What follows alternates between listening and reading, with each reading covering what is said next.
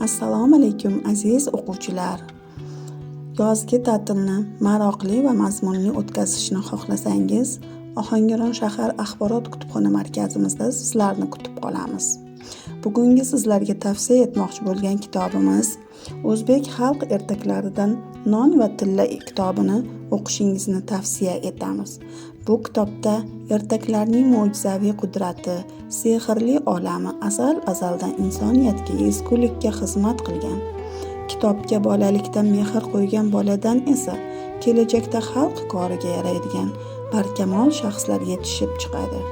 O'zbek xalq ertaklaridan saralangan mazkur to'plam nafaqat bolajonlarga, balki siz kattalarga ham manzur bo'lib, qalbingizda bolalik hissi va tuyg'ularni uyg'otishiga ishonamiz. Sehrli olamning birinchi sayohatiga xush kelibsiz deya ushbu kitobni o'qishingizni tavsiya